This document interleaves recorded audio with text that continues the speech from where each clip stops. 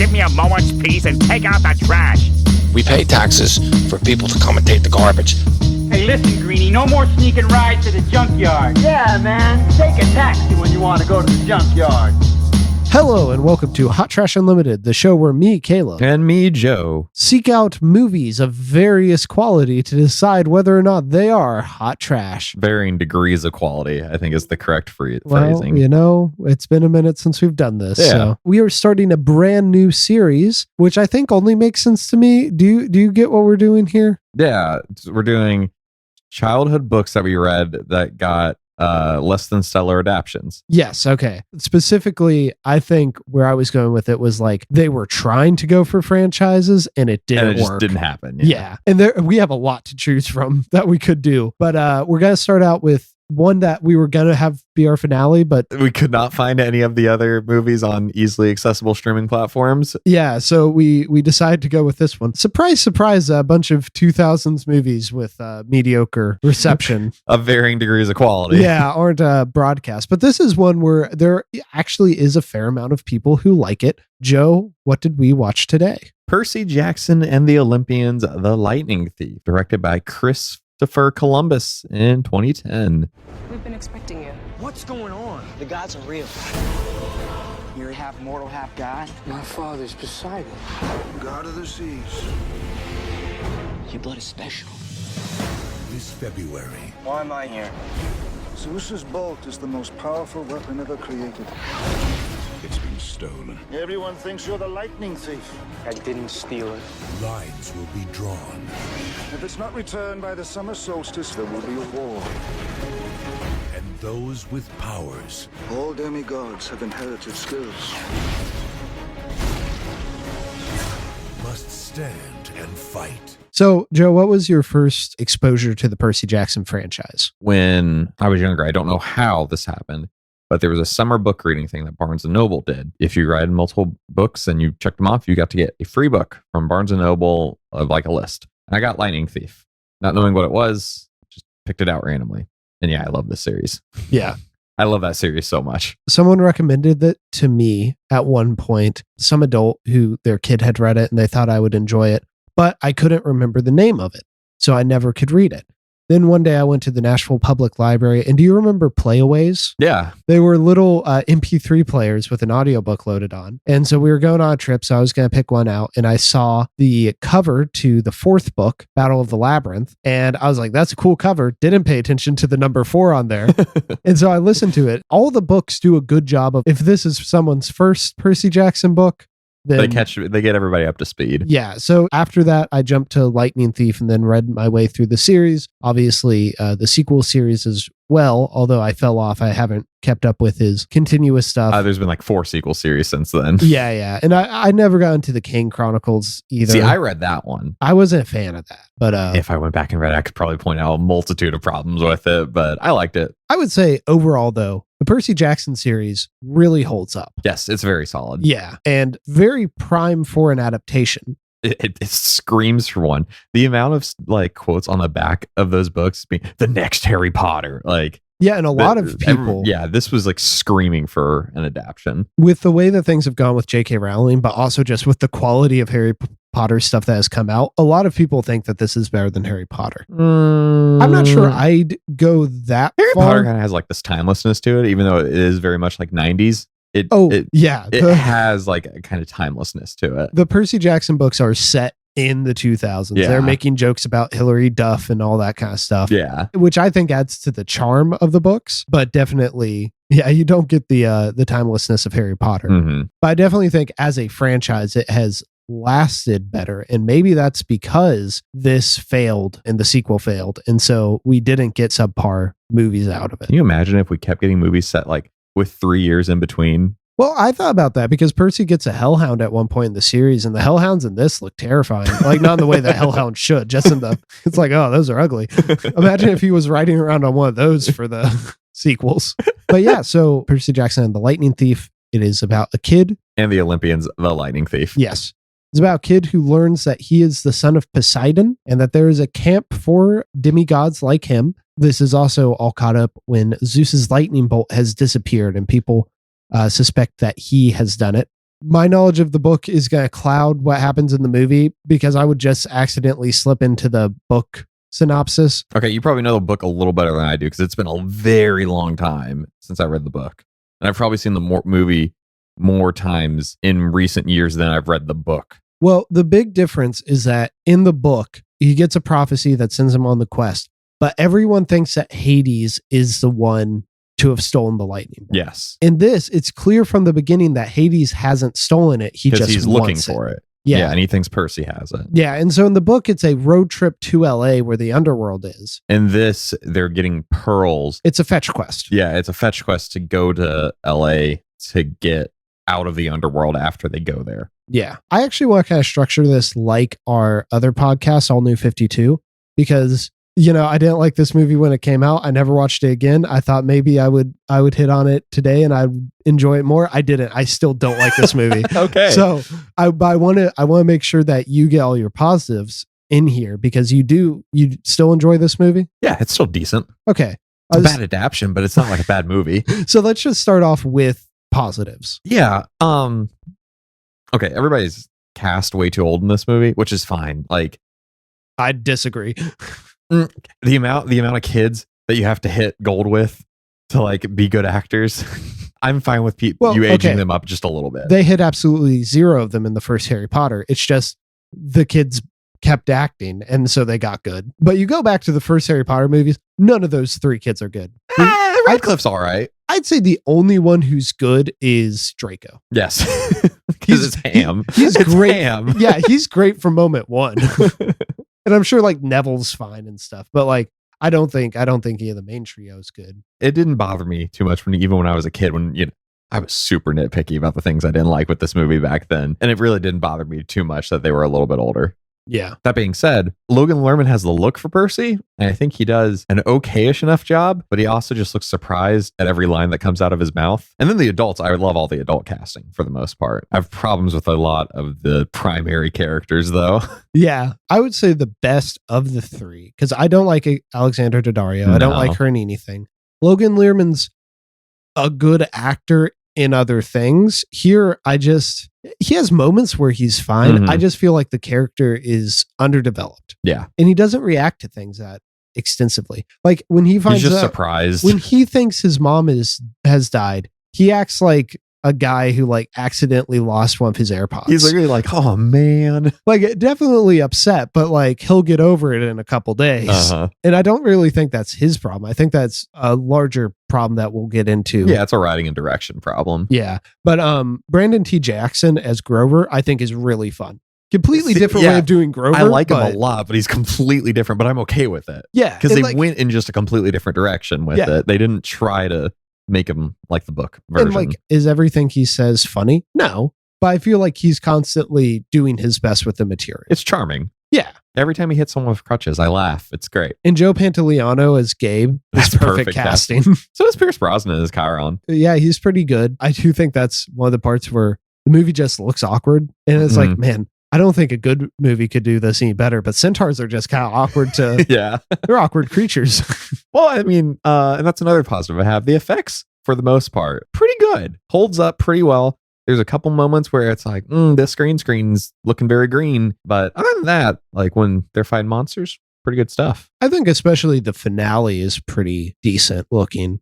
It's all right. That's one of the moments where I'm like, okay, this is looking a little too soundstagey. Like where they're flying through the buildings and stuff. Yeah, it's just all the flying stuff I don't think looks great. I felt that was like on par with the Spider-Man movies and stuff. Yeah, I mean, like it's fine. It's just the Spider-Man movies have the added layer of they can create a model. And they weren't doing that for a lot, because a lot of these shots were much closer up. So they weren't, thank goodness they weren't doing a close up of like a model of Logan Lerman. And then at the very beginning when Poseidon's big, and at the end when all the gods are big, that stuff doesn't look great. But that's nitpicking. Which that should be such an easy effect to get right. Like they've been doing that. I think it's just a scale thing. Like it's like getting the scale to look proper. Like when you have tiny Logan Lerman and tiny Alexander Daddario on these big steps and you don't have like a point of reference, I think that's when it looks weird. Yeah. Is like the reference points are off. Once we get moving in this movie, I think there are a couple decisions that do work. Relocating from St. Louis to Nashville. And of course we're from Nashville, so represent. I always kind of resented this when I was a kid because I'm like, that's not what Nashville's like. Now I just think it's funny. Yeah, it's great. But specifically, I think the Hydra fight works in a way that the Hydra fight in the second book, it's better than that, and it's better than the Chimera fight might not be the Chimera, whichever monster they fight at the top of the arch. I don't like the fight that's in the arch. Yeah. Like it's the whole arch sequence is very bad. I don't like it. It's like, oh, we're in the arch. Now we're on the ground. Yeah. And we found out more about Percy. That's all that. That's all that location is there to be for. And Annabeth. There's actually a lot of information that they give in that chapter of the book, but a lot of it is not information that this movie's interested in. Mm-hmm. And then the other decision that I think is good, I do think that is a decent finale, him fighting Luke. The book doesn't really have a finale. He fights Ares, but even then there's so much in between that and him giving the thing to Zeus. Honestly, Percy in the book, and I really enjoyed this about the book, he solves his problem by talking it through. Mm-hmm. You're not going to have that in this movie because there isn't the larger threat of Kronos. So like turning it into like a superhero style action movie, you get some decent shots in there of him using the powers. I think it's a well choreographed sequence. I think it works for the most part. I also like Luke. The casting was there. Just everything else about it was not. I think he's a little too blatantly rebellious at the beginning. I don't think that's his fault. Yeah, I mean, it's definitely the right. Yeah, I see him and I'm like, yes, that's kind of what I imagine Luke to look like. He looks like the older brother type. Yeah, I could totally buy him. The older cool brother. Yeah, as a person that all these people look up to. But he is from the very beginning being like, camp's lame, my dudes, let's play Modern Warfare. Yeah. So those are my big positives. Anything else from you? This movie just has like a good like road trip vibe to it. In all of its shortcomings, it is like a well-paced adventure kind of thing. It's like, let's go to all these different locations. And maybe we are changing a lot of stuff from it, but like we're working with what we got and it's fun for the most part. Like, and when someone has to ham, and the ham is great. Uma Thurman as Medusa, that's perfect. So my biggest problem with this movie, I think, is that it seems like for the longest time, I think it eventually slows down, but for the longest time, it's speed running everything.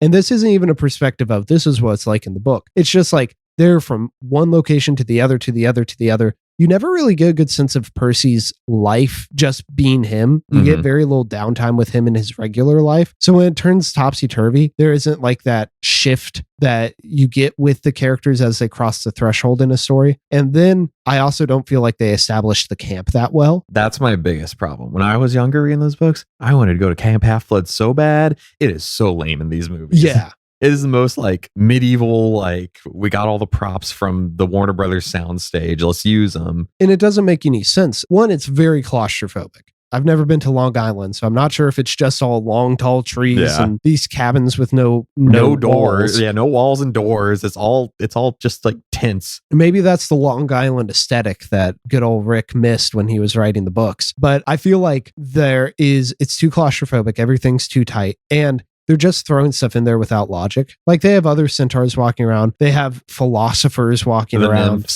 The nymphs. There is a clear logic that places like Hogwarts have, that places like Narnia have in their movies. I'm not even talking about the books here. I just think that's lacking here. The camp doesn't have an identity. I don't know if I'm always harsh on it because I just had a completely different picture of the camp, kind of like a valley almost. Like sure there was trees maybe as a surrounding, but it was clear for the most part. There was a hill with like the counselor's lounge, the lounge, and then like all the cabins for the houses were somewhat in like a semicircle. I'm pretty sure they even describe it like that. They're next door neighbors to everybody. Yeah, and in the center is the fire where Hestia sits. Like it's very vivid descriptions of stuff, and you don't get any of that here. You don't get any of the cabins. Percy's dad built him a dock. I guess he sleeps there, but Luke has a completely separate cabin from everyone else. I don't feel like you get the identification thing that you get in the book, which is so important to children's literature. Here, which god are you going to identify with? Are you going to be like, oh, I want to be in camp or in cabin? I used to know all the cabin numbers off the top of my head. I think 8 is Athena. It's like, oh, I want to be in cabin 8.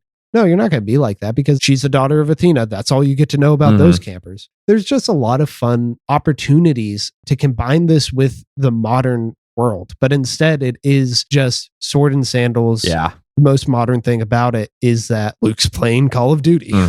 Welcome to the modern world. Yeah, it's missing the bridge. It's just, we're just stuck in whenever Greek was the top of the world. I guess this is what the aesthetic of this place is, and it's sad. The thing this movie does is it takes a lot of the personality of the books away. Yeah, I feel like it's a rush job. It's a rush job, obviously, in the fact that they thought they would only get one movie because they don't see anything about Kronos. Which I can appreciate.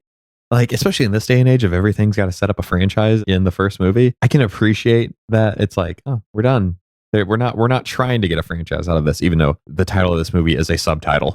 Because I feel like the first book does do a good enough job. Kronos is kind of an afterthought in that book too, but it's just a seed. And they also cut out the Ares thing in this. I mean, the Ares thing is like the biggest thing because by cutting out Ares, they cut out Clarice and they combine Clarice and Annabeth, which is a choice. Yeah. Annabeth is so unlikable in this. From moment one, she's trying to physically hurt Percy. Mm-hmm. Where I like it much more. Well, I don't want to constantly compare this to the book, but it's hard not to, right? Where like she's trying not to like Percy. But there's no personality. That's the thing. Yeah. Annabeth doesn't have a personality in this. From the moment she's established, I have strong feelings about you. I don't know if they're good or bad. Oh, tell me if they're good or bad. Okay, I'll tell you. And that's it. That's it. That's the extent of her development. Yeah. I just think that a lot of this is uncreative. You speed run through the first act and then you're on a boring fetch quest. Some of the locations they go to, really just Nashville, if we're being honest. Actually, no, I feel like the Lotus is I fun. feel like they nail the Lotus. They nail the Lotus. I don't think, except for like updating the songs they play and the aesthetics, I don't think you can do the Lotus better in 2010. No. Even then, it just feels like a diversion. And like, what's the point? What's the point in any of this? And you don't get those. Lotus is kind of a diversion in the book too. It is. They just get stuck there. Well, all of them are diversions, but they're diversions that build on the character. Yeah. They go to the Arch because Annabeth likes architecture. Mm-hmm. They go to the Lotus because they're running away from the situation that Ares put them in. Like the plot naturally leads them there in the book. In this, it feels much more like point A, point B, point C. Now we're in the underworld. Yeah. And the underworld feels incredibly rushed too, mainly just because it's Christian hell. Yeah. This ain't the underworld, guys. As soon as you get to Charon, it's like Charon's the funniest character in that book. Charon is a joy in that book. And no, he's just the ghouly ferryman here. All the personality, it's gone. But then they throw it a little back. Like they take all the personality out and then they give Hades some. Yeah. No, Hades and Persephone. Yeah. That's where all the personality got sent. Yeah. Now, is it working? No, because Hades is a much less interesting character here because you don't have the twist of him not being the bad guy. Mm-hmm. In this, it's just he is the bad guy. That's the twist. It's what you thought all along. But Rosario Dawson and Steve Coogan are eating this up. Yeah. They're having so much fun. It's great. It's an incredibly lame way of like, what's cool? This is a Guitar Hero set that they're in. But you know what? 2010 Caleb thought was the coolest thing ever. They were nailing their demographic. Yeah, they really were. I feel like we've hit on all the big problems with this. They rush into it. The set design throughout is pretty bad. And they just kind of suck the personality out. But there is a sequel to this, one that I haven't seen, but you have. What I've heard from that is that they tried to push all that stuff back in.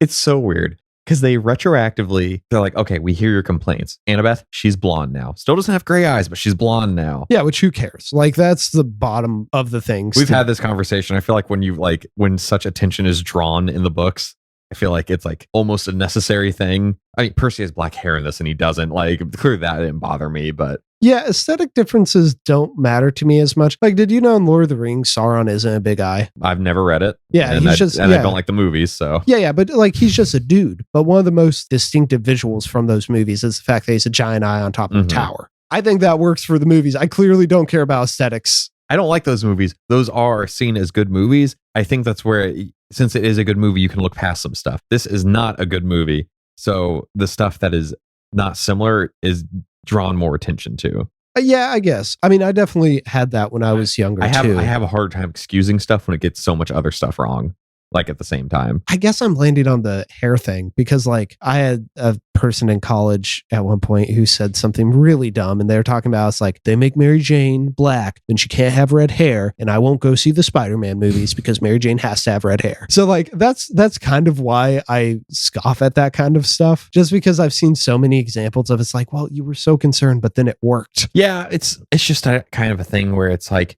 you have this, I hate this word, iconic imagery where it seems like it's such an easy thing to do. Yeah. And it seems like, why would you skip out on something like that? But do you think if they nailed the rest of the character, you would think about that at all? Like if she was 100% from the pages Annabeth in terms of like personality and fighting skill and wisdom and stuff like that. I probably wouldn't care about.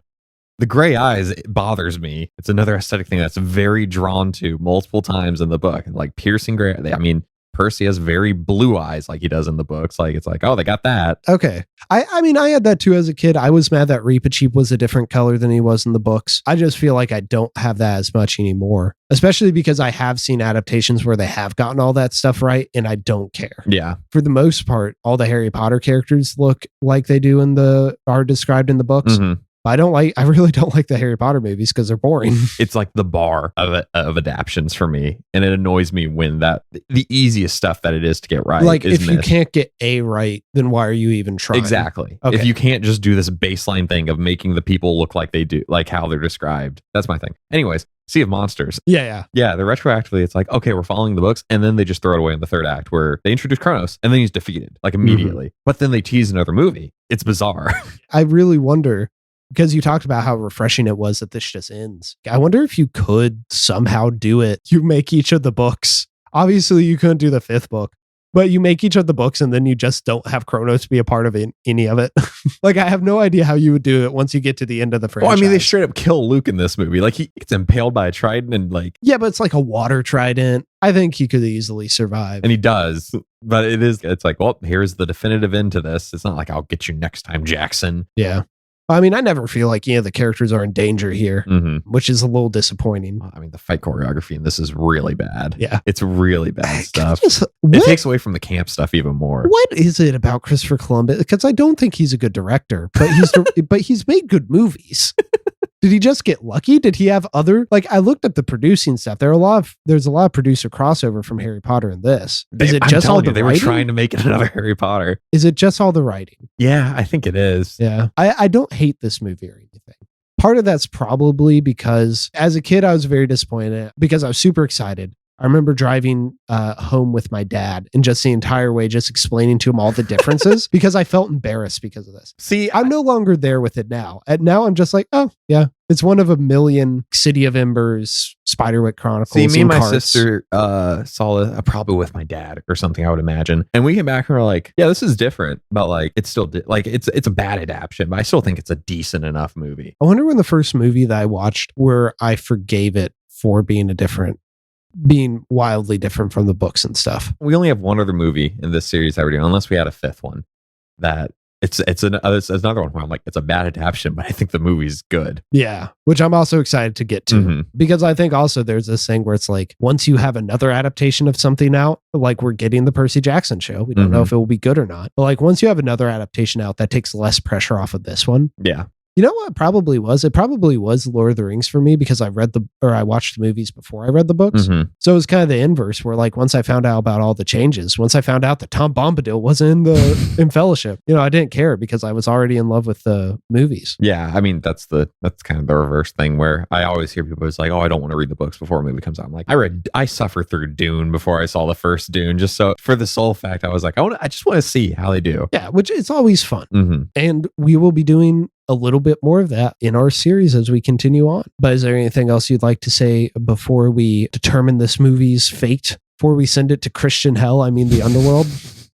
No. All right. So is this hot trash? No, it's way too mediocre to be hot trash. I think it's good. It's probably like a 6 out of 10 in my book. It is mediocre for the most part, but it's a fun enough time. Yeah. I don't enjoy it. I don't think that there is enough plot or character here for me to get invested. Mostly bored throughout it, but I can see why, like, I understand why some people might enjoy this movie. I definitely don't hold the ill will towards it that I did when I was younger. I would hope you're past that.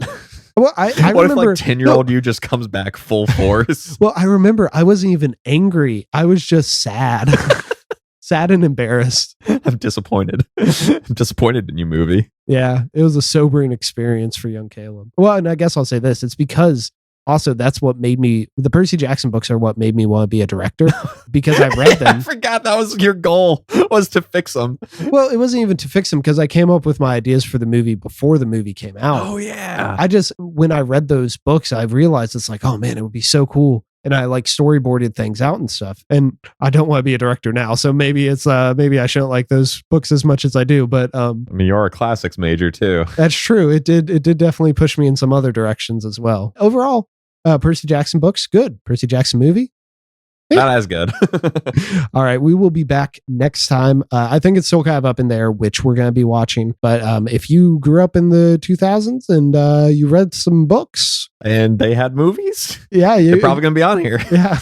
Definitely. Thank you all for listening, especially after kind of a month-long break we had in between these series. If you are inclined, please give us a review on the podcasting platform of your choice so that other people can join in on the fun. And if you have any feedback for us, you can reach out to us at hottrashunlimited@gmail.com. Joe, did we learn any lessons from this movie? Man, I'm trying to think of a bit. Which do you think is more inaccurate? Never having been to Camp Half-Blood because it doesn't exist. Camp Half-Blood or the interior design of the Parthenon in this movie? Well, one is real.